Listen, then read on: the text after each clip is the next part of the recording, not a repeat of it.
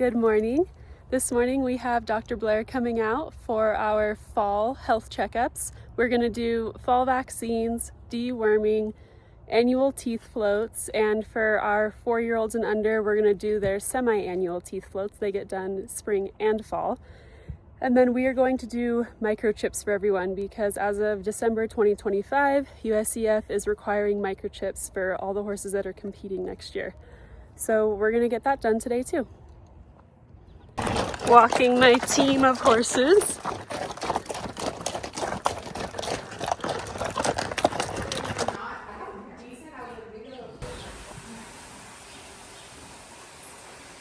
Skin prep. So this is all my family, so we're gonna go right there. All right, my friend. Ready? So pretty.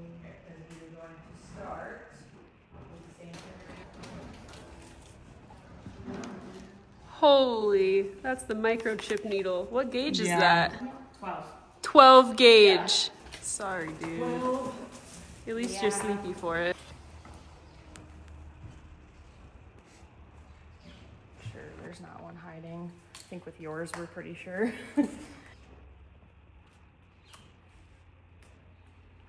Hey. Done. I can float them. So we are here floating Candace's teeth, and we get our performance horses floated annually. And the reason being is because we want a vet to look inside their mouth and make sure all is well. What happens when they're consistently chewing is that you can get sharp points on the edges of their teeth and sometimes even hooks. And these can cause ulcers up the cheek of the mouth, which can be really painful. They also want to make sure that the surfaces of the teeth are flat and that the bite is down together and there aren't waves in the horse's mouth. All of these things can affect the way the horse eats and even the way the horse moves. It can also cause some TMJ issues as well. So we want to make sure that our horse's teeth are checked annually and floated annually. And some horses need to be floated even more often than that, especially young horses at times when they have their sharp baby caps. So our horses 4 and under, starting about the age of 2, will get floated twice a year. Bruce lives outside in his field, so after sedation we let him recover inside so that he can wake up slow, rest, and we will turn him back out when he's fully awake. We don't turn out horses with food when they have sedation on board or are waking up from sedation to prevent the risk of them trying to eat and not being able to fully chew because they're not fully awake and the possibility of choking. So we like to just keep them right here where we can see them, and then when they're fully awake, we'll turn them back out. Next up is Candace. Dr. Blaire will take her vitals, do IV sedation, Alex will scrub, and then Dr. Blaire will insert the microchip. Then she will scan it and document it. What are some signs that a horse needs to get their teeth done? Yeah, so there's a few different possibilities, and sometimes they don't show any signs, which is why we recommend getting into their mouth ideally every year, if not at like the longest every other year. But some things may be difficulty chewing or dropping feed, potentially fighting or struggling with a bit can be a clinical sign of having some tooth pain. More serious signs would be like any odor coming from the mouth or even one-sided nasal discharge, because then we start worrying about more significant dental issues.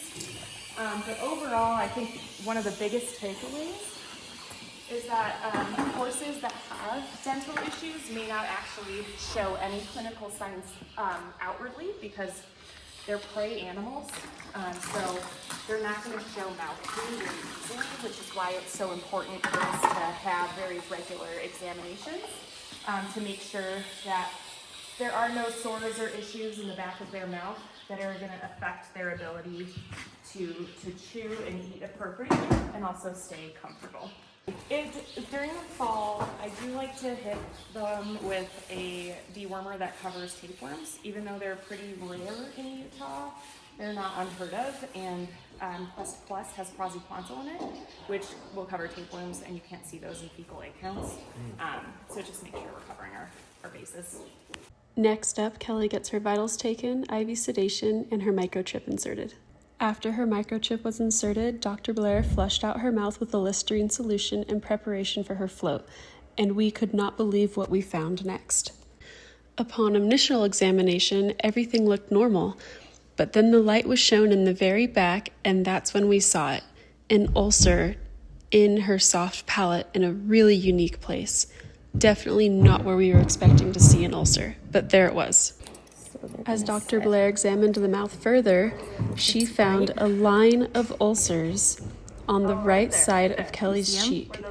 As she pushed it over with her probe, you could see the ulcers right here in about 5 spaces along the teeth, where the teeth would usually sit. As Dr. Blaire looked even further back, she found an ulcer that is formed from a sharp bottom tooth rubbing into the gum that sits directly above it.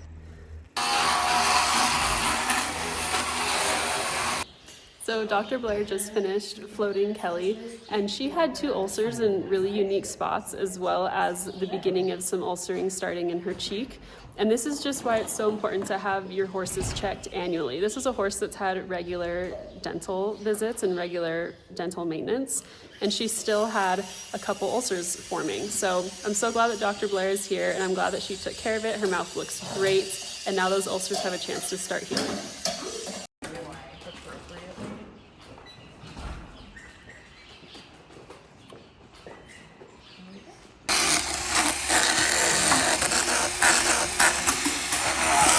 So Dr. Blaire, how do we vaccinate in the spring versus vaccinating in the fall?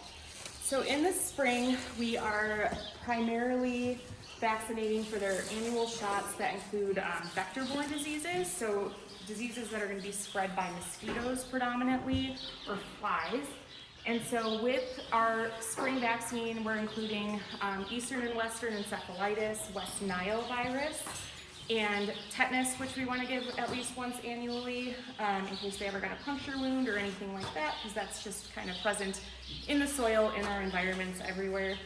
And then rabies. And then they get their flu shot both in the spring, and then that's the only thing we booster again in the fall, because it's only effective for 6 months at a time in most cases. So especially with horses that are traveling to and from shows or in boarding environments, we want to make sure we're keeping their flu shot up to date. So these come in at 2.5, these come in at 3.5, and these will come in at 4.5. And she is 4.5. Yep, and she is starting to have one come in. Whoop. See that? Yeah. So that baby tooth's been pushed out, but she has the other 3 in the corners. We just finished our vet appointment with Dr. Blaire this morning.